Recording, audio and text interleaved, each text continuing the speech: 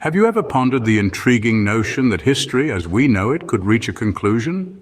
The end of history isn't just a speculative idea, it's a profound exploration into the evolution of human societies and ideologies.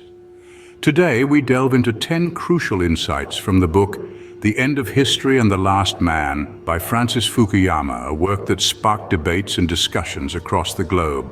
Firstly, the core thesis of Fukuyama suggests that the spread of liberal democracies and free market capitalism might signal the endpoint of humanity's socio-cultural evolution, the final form of human government. He argues that the ideological evolution will end when there is a universal acceptance of democratic institutions and capitalist economies, essentially suggesting that liberal democracy is the ultimate form of human government. Secondly, Fukuyama discusses the concept of the last man. This idea is drawn from the philosopher Friedrich Nietzsche, describing the last man as a creature of comfort and safety, devoid of grander spiritual or ideological goals.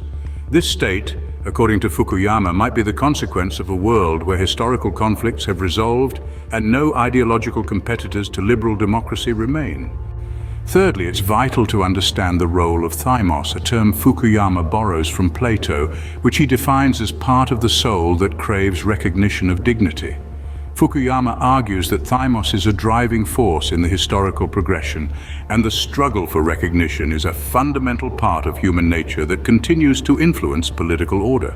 Fourthly, the book examines the process of democratization as a struggle for recognition. Fukuyama asserts that democracy satisfies the human desire for recognition better than other political systems because it values and upholds the dignity of all individuals. Fifthly, the end of history does not imply an end to events or conflicts.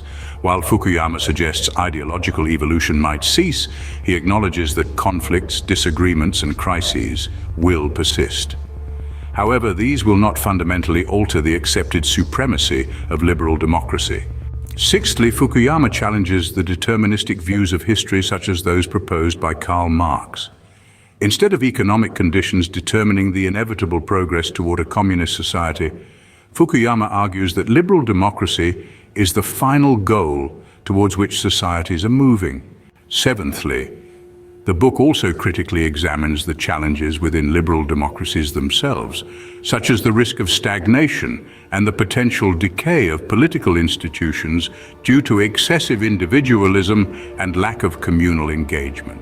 Eighthly, globalization plays a crucial role in Fukuyama's theory.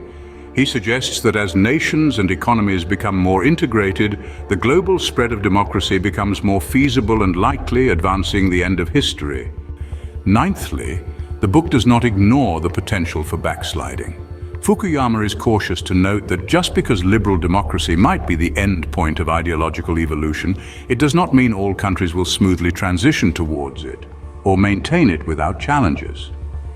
Lastly, Fukuyama's reflection on science and technology underscores their role in shaping human societies and political systems. He posits that advancements in these fields could continue to influence the structure and stability of future governments, potentially challenging the permanence of the end of history.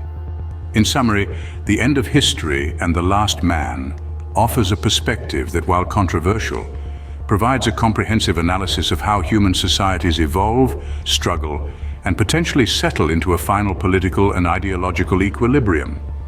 Each insight not only deepens our understanding of where humanity stands today, but also frames the ongoing dialogue about our future in the broad panorama of history. Whether or not one agrees with Fukuyama, engaging with his ideas certainly ensures a richer appreciation of the forces that shape our world.